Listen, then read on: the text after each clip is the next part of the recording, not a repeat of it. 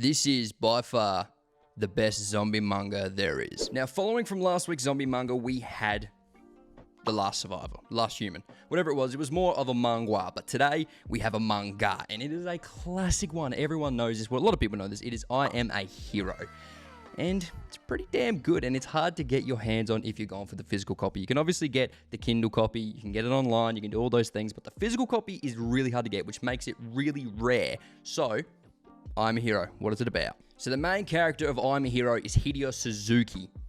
Great character. I love his character arc and basically who he is as a character. He's basically this wimpy mangaka, like 35, I'm pretty sure his age is. He's wimpy mangaka, he's not much to him, but he becomes a hero. He becomes a badass. He's the only person with a shotgun, which you see in all of like the front covers of the mangas. You see this is the only guy with a shotgun. And there's a reason for that. He is a beast. He is a beast. He doesn't start off as a beast, but he becomes a beast. Now, in this manga, there is a lot of violence. There is sex. There is alcohol. All of the things. So if you aren't of the age to see those things, don't read this. Or at least ask to read this, because it can get quite graphic. But if you're not, then have a blast, because this thing is great. There's a lot of chapters. The artwork is great. It definitely reminds me of, what's that? Goodnight Pun Pun. It reminds me of Goodnight Pun Pun's artwork. It is so good, so easy to read. There's a lot of dialogue, so if you don't like too much writing and more action, this probably isn't the one for you, but the actual, like, zombie characters is super interesting. The design of them are super interesting. You don't really see this kind of design in any other manga, in any other anime. The design of these and the way that they progress later on in the manga is amazing. I really hope this gets an anime because it's well deserved of one. Now, I've given you the rundown. I've read it myself over the week on the train on the way to work. I'm going to give it the rating now. Artwork, we are going to give it a 9 out of 10. I love this kind of Goodnight Pun Pun artwork.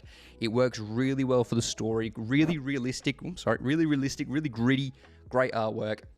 That's my rating for it. Characters, I'm going to give characters a 6 out of 10. I'm not actually a huge fan of all the characters. Some of them can be quite weird and annoying, but the actual main character himself has great progression. I love the progression of the characters, but some of the characters can be annoying, so I'm only giving it that rating. Story-wise, we are going to get an 8 out of 10. It's a weirder story. It doesn't follow your generic zombie sort of survival archetypes of a story, but it still works, so it's getting that rating. And lastly, readability, and do I recommend it? Readability, I'm giving it a solid 9 out of 10. Super readable.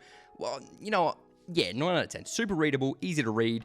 Really entertaining, can really binge read it, but can also read it over certain sections. It really makes you think, could I survive a zombie apocalypse? That's the biggest thing for it for me, is could I survive? That's what I loved about it.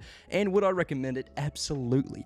Go pick up yourself a copy if you can. They're selling for like $120 on Amazon, so I wouldn't look too deep into it, but if you can get a hands on a Kindle, get the Kindle version, start reading it, because it can really question your survival skills and what you think you can do in the zombie apocalypse. So, if you enjoyed this video, make sure to watch more anime, read more manga, and watch some more Rush. Have an excellent day, and stay tuned for the next manga/anime review.